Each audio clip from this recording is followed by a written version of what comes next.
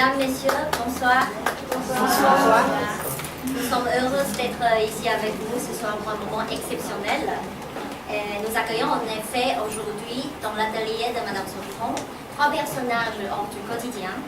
La soprano française Anne Rodier, la danseuse japonaise Tsuyu Shinozuka et le directeur du musée du théâtre de marionnettes asiatiques de Taïwan, Robin Hazenon. Ces 3 artistes vont vous représenter pour vous, chers invités, des extraits du poème du poète français Henri Rodier, en mariant musique vocale, danse et calligraphie. Soyez prêts à voir votre imagination bouleversée par cette lecture. 各来宾，大家晚安。晚安。信格法国书店和洪丽芬工作室很荣幸能够在今天邀请到法国声乐家卢安娜以及日本舞蹈家小冢瑞英和台湾偶戏馆的馆长罗宾，以及各位贵宾相聚在此，大家一起来颠覆对于阅读的想象。那今晚3位贵宾将结合声乐、舞蹈以及水墨，以过于非凡的方式来呈现诗人Henri Rodier的诗作。On vous remercie encore pour votre présence ce soir. Maintenant, je laisse la parole à Robin.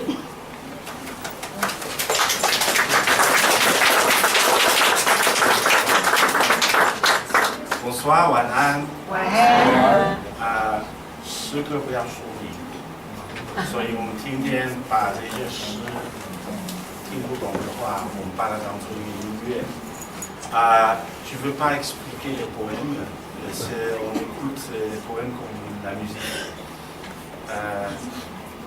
Bon, on va commencer.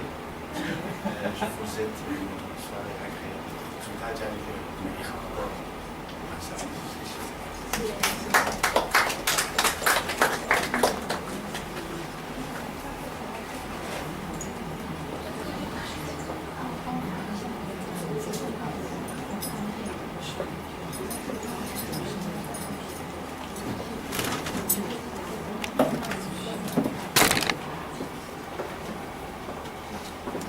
Enfant, j'ai longtemps joué avec des cailloux. Personne aujourd'hui ne peut imaginer ce qu'ils ont représenté pour un garçon né dans les garrigues et vivant le plus clair de son temps au grand air. Lancer un caillou, ramasser un caillou, le retourner, l'odeur presque étourdissante des pierres, l'immobilité de la matière au creux d'une main. Rien ne pouvait arriver qui ne soit déjà là.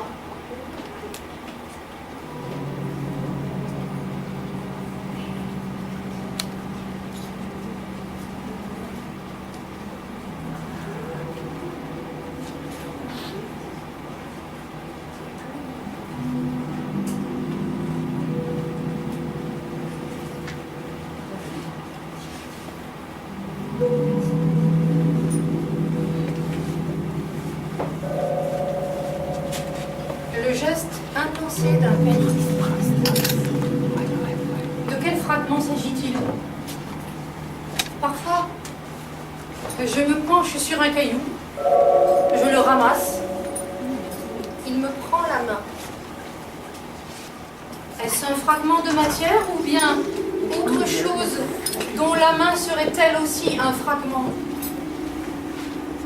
Je me penche sur un caillou et il me tient la main.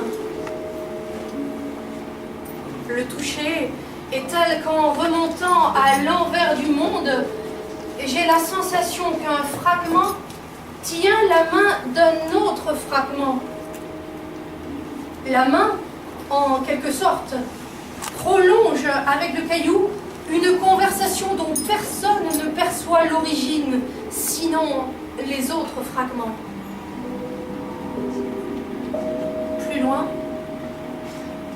un oiseau traverse un bout du ciel. Est-ce une fleur qui s'envole? Une main qui laisse échapper un caillou? Un corps corps qui ressuscite dans l'unité de tous les fragments.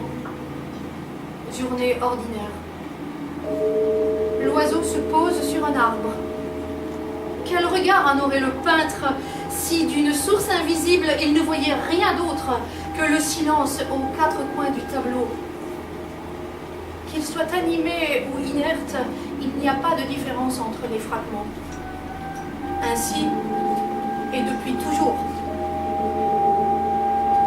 les arbres parlent aux oiseaux, des galets poursuivent avec des poissons de silencieuses métamorphoses. La terre découvre des nuages comme le ciel bleu, parfois soulève un rayon de soleil. Vibration de la matière. En venir ainsi à ce que la conscience, quoi qu'on en pense, constitue un fragment aussi minéral qu'un caillou. Reprenons. Un caillou donne la main. Il donne ce qu'il a de plus fragile. La main, comme sur un fil, le corps sans défense d'un étranger. Il donne le fragment le plus nu, la main d'un caillou.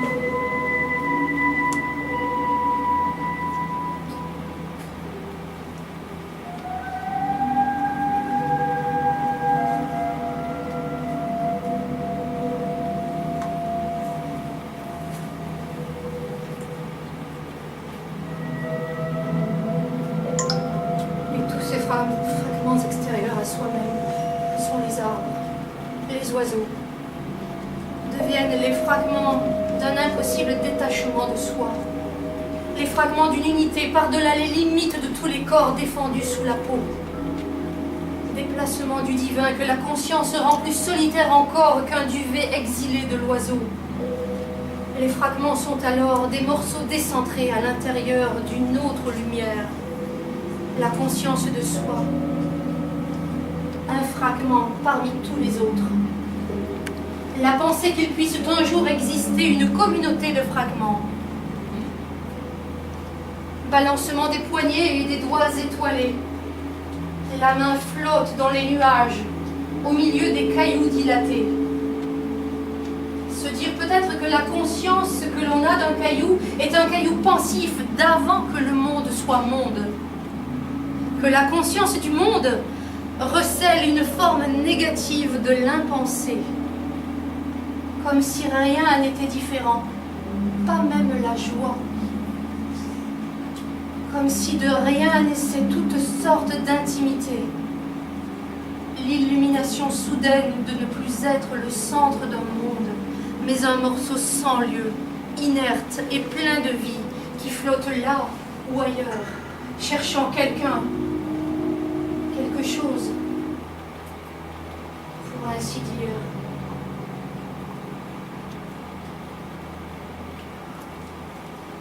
Vision poétique d'une floraison d'atomes parlant tous les langages natifs. Fragment d'amour. Le monde étant créé chaque fois qu'un caillou existe, chaque fois qu'une fleur tombe, amoureuse d'un caillou. Une communauté invisible incluant la pensée confiée aux hommes, regard inversé d'une main caillouteuse, troublant l'horizon bipède d'un caillou. Sur le chemin ainsi dévié, l'oiseau, la fleur, l'arbre ouvre la marche par la force faible d'un caillou. Nous sommes la pensée d'un caillou qui pense, la main désarticulée qui réfléchit le caillou.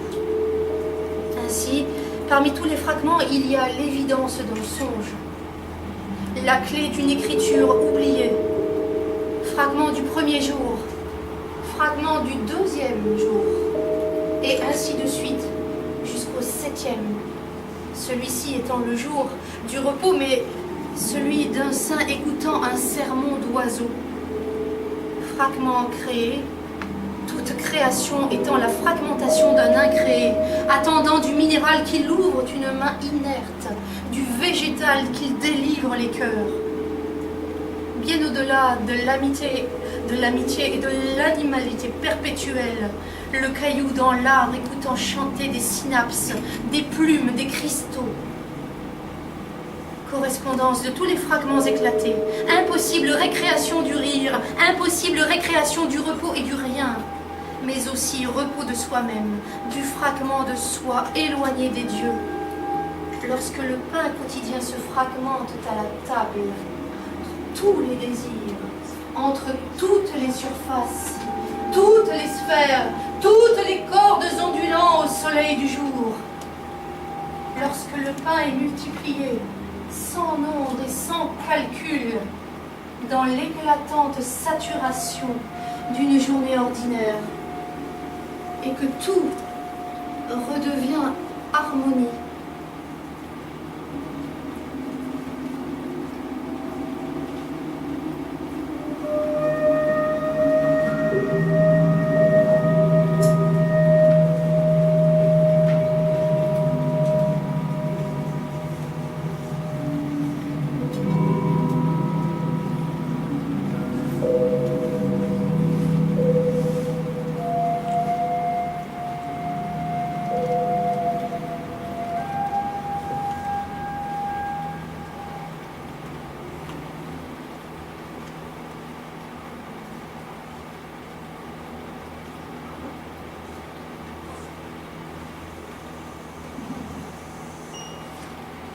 Pierre d'attente et fleurs configurées. Parfois, les fleurs entrent en collision avec la pierre, percent de rosée l'oasis circulaire des jardins clos. Elles se révoltent contre l'indicible détachement de la pierre, contre cette amitié dont on dirait l'absence promise. Le ciel tenant avec les rochers un écrasant mystère, dont les fleurs, pour finir, semblent écartelées. Mosaïque aux fleurs dont l'amitié frivole rejoint l'enchantement désœuvré d'un cerceau. Parfois, les fleurs se gavent d'orgie. Elles délirent de soleil, s'exhibent sous l'eau de pluie, se gorgent de nectar, d'insectes obscènes, de gabegies, jouissent de fumeries, brûlent des pans entiers de montagnes et, sulfureuses, se délectent de tout ce qui déviant et maudit. Cette floraison de petits cailloux dont on dirait l'enveloppe tendre et l'avènement monstrueux d'un monde surnaturel. Parfois, les fleurs se meurent d'envie. Elles voudraient détruire la pierre et courir jusqu'à assoiffer les fontaines, s'échapper, ne serait-ce que d'un barreau, les géodes où les améthystes emprisonnent les apprentis. Elle voudrait que la planète des fleurs, celle au bleu charitable, prenne parole d'une île amoureuse de 5 continents. Toute chose impossible griffonnée au jus de citron. Que la peau embrasée de l'enclume se mette à sonner comme sonnent les carillons. Qu'il en aille ainsi de l'écorce céleste, des corps suaves par la mèche de l'éruption. Les fleurs sont des pierres de contrebande, circulant comme des transfuges sur les terrasses de l'alphabet. Parfois, la fleur en a assez de cette débauche de couleurs. Elle revient vers la pierre, qui, telle une abbaye, lui tend l'arcade chromatique d'un sourcil. Parfois, la fleur en a assez de ses parements. Elle a des mots cruels, une façon vulgaire de se maquiller. L'envers précédé de la fleur sédimente le fruit de la rose. Parfois, la fleur lie sa vie, s'avilit, parade en vain puis s'amuse. Et lasse d'une finitude que la pierre voudrait infinie, tombe. Seul un oiseau de passage voit à l'état sauvage germer les grains de folie. Mais si la fleur n'est pas enchâssée dans la pierre, Qui lui donnera la stature d'un filament? Il y a dans la pierre des galeries intarissables où l'eau s'écoule et les rêves insoumis des chants plus telluriques encore. L'accouplement impossible d'une promesse, un chaos que la fleur en s'ouvrant subodore. Puisque l'abeille fait des miracles, le parfum que déplace la rose multiplie pour toujours l'étoffe des travestis. Des fleurs comme des patins, et sur le talus où l'herbe scintille, une nuit qui pendule, une araignée sans fil, un matin transmué, une goutte, une alouette à la verticale d'un cil. L'eau courante d'une lumière à l'ermitage irradié. Ou bien encore, flottant du liquide assoupi de l'enfance, l'interstice où des couturières posent des bobines à coton, déliant de la ronde captive l'aine chétive d'un cocon. Parfois, la fleur se mutine. De quel passé parlent les pierres lorsqu'elles laissent passer une fleur? De quelle forme humaine sont-elles l'odeur minérale? De quels rythmes antérieurs aux premiers éléments vibre la corde musicale du temps, passée sous un temps de pierre à gratter l'écorce du temps? La fleur incline la terre de 4 saisons afin d'orienter le vol des hirondelles. La pierre bâtit des falaises, puis dormant à la belle étoile, invente un langage de rêve pour nommer à chaque naissance le nom miraculeux d'une fleur.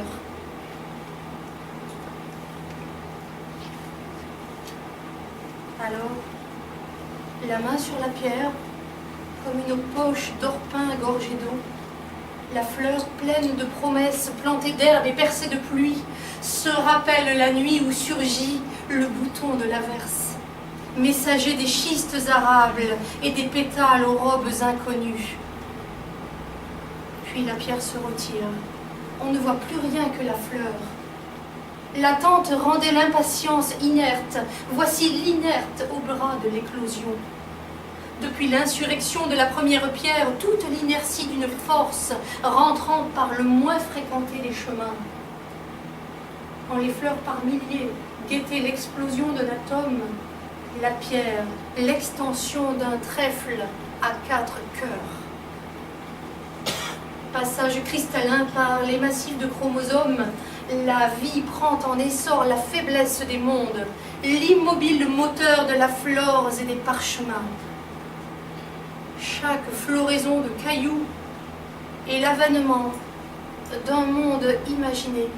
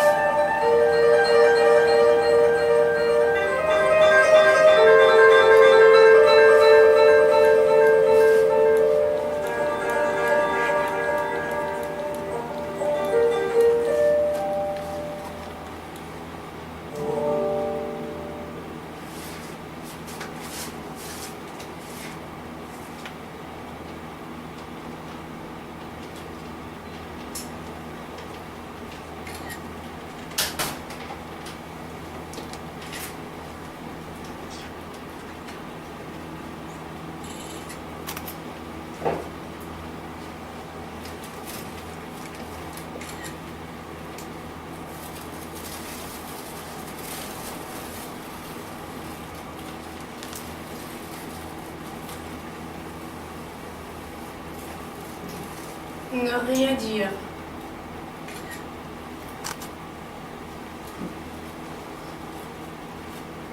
Ne rose qu'un dé à lui.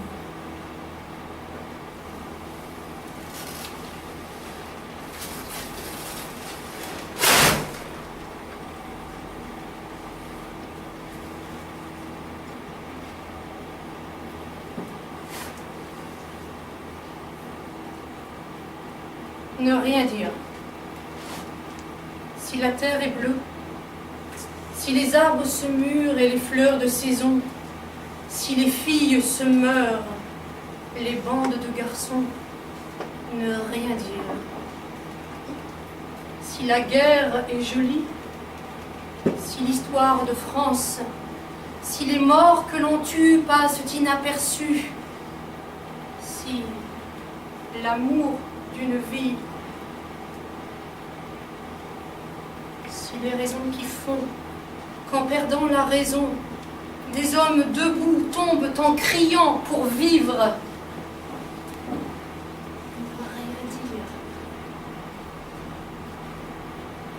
Ne rien dire de ceux qui, n'ayant rien à dire, racontent un peu partout qu'ils ne diront plus rien, que la vie est finie, qu'il faut faire le mort. Ne rien dire quand il y a tant de choses à dire. Si personne ne dit rien, si la bouche qui sert à manger ne dit plus parole, si les balbutiements de la langue n'ont plus les saveurs de l'esprit, ne rien dire. Si quelqu'un appelle, si quelqu'un a froid, si quelqu'un a peur, ne rien dire. Si le quartier des Ondes n'est pas en même temps l'habit de tous les autres, ne rien dire. Si la rose qu'un dé habille tombe en syncope quand on lui fait trop mal, si le mal n'est plus un mystère que pour la robe déchirée, ne rien dire. Comme Antigone s'est tue et d'autres garçons encore et d'autres filles qui n'avaient pas encore l'âge et du courage plus que de moisson. Quand les mots viennent à manquer,